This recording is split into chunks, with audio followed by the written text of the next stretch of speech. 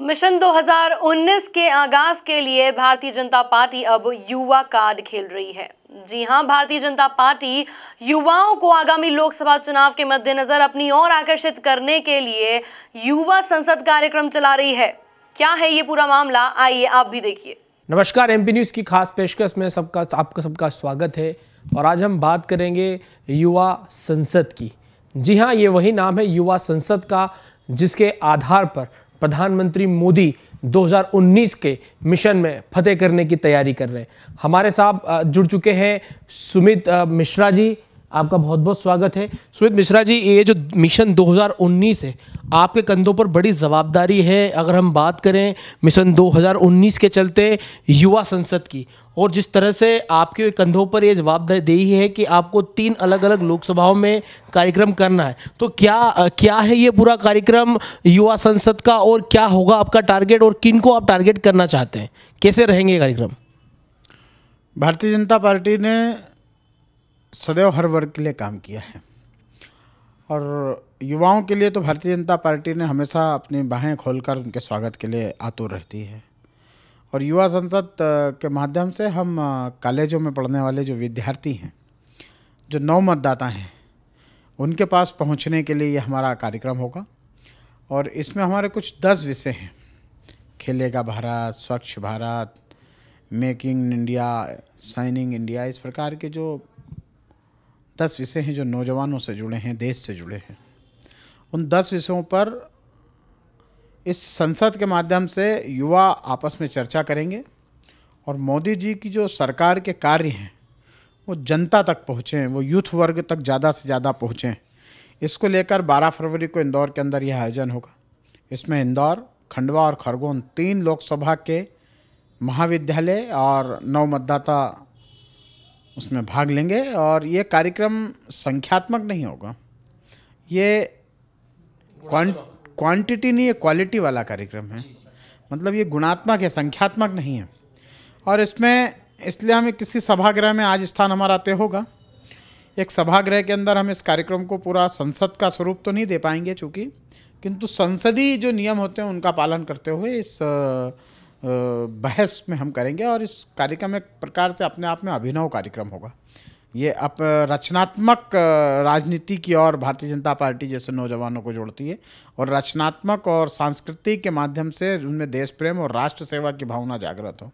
इसलिए भी ये कार्यक्रम अपने आप में बहुत मायने रखता है। देखिए, अगर हम मिशन 2019 की बात करें तो पूरे देश में जिस प्रकार से 65% आबादी युवाओं की है, ऐसे में युवा संसद भारतीय जनता पार्टी के जो माइंडसेट में जो एक बड़ा प्रोग्राम है, उसके तहत युवाओं से जाकर सीधे संपर्क करने के लिए एक बड़ा कार्यक्रम है, अभिनव कार्यक्रम है, जैसे बताया मिश्रा जी ने। तो एक और सर सवाल उठता है कि युवाओं में जिस प्रकार से, जैसे यदि हम अभी वर्तमान परिप्रेक्ष्य में बात करें तो थोड़ा सा यूं कहें कि सरकारी योजनाओं की जानकारी नहीं होती है, या केंद्र की मोदी सरकार जो युवाओं के लिए बड़ी बड़ी योजनाएं चला रही है, चाहे स्वरोजगार योजना हो, चाहे मेधावी योजना हो, या जिस तरह के इतने भी फंड्स अलॉट करती है, उनकी जानकारी कम है। क्या इसको भी केंद्रित किया जाएगा, क्या इसको भी मद्देनजर रखकर उनसे चर्चा की जाएगी?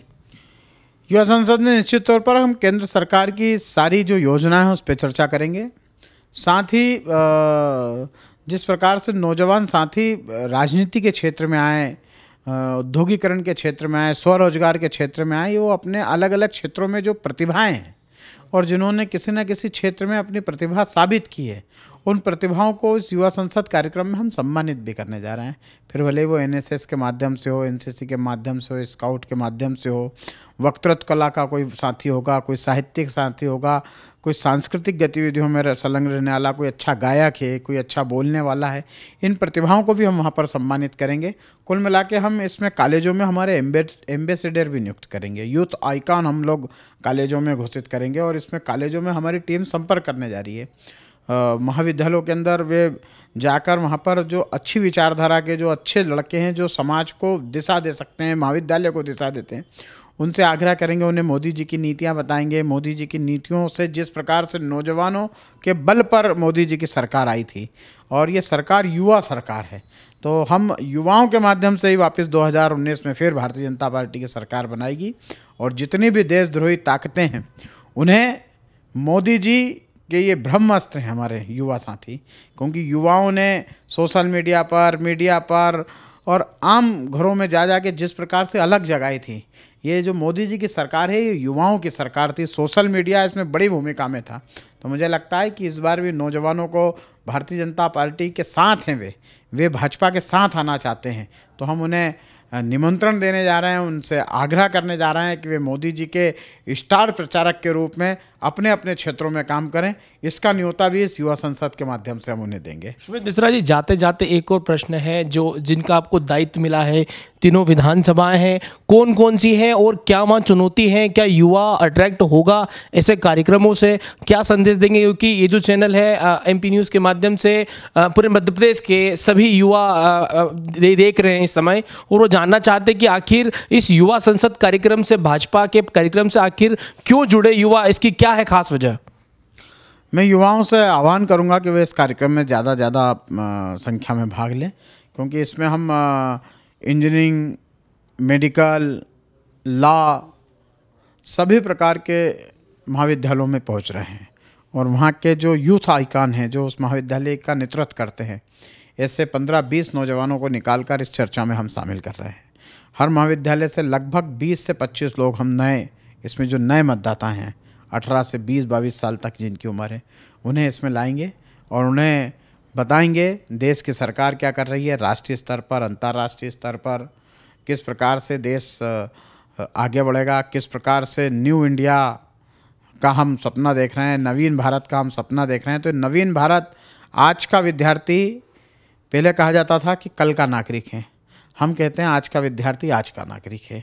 आज जो विद्यार्थी है वे आज ही नागरिक है, और यही देश गढ़ेंगे, यही देश बढ़ेगा। नौजवान मोदी जी के साथ हैं, मोदी जी नौजवानों के साथ हैं।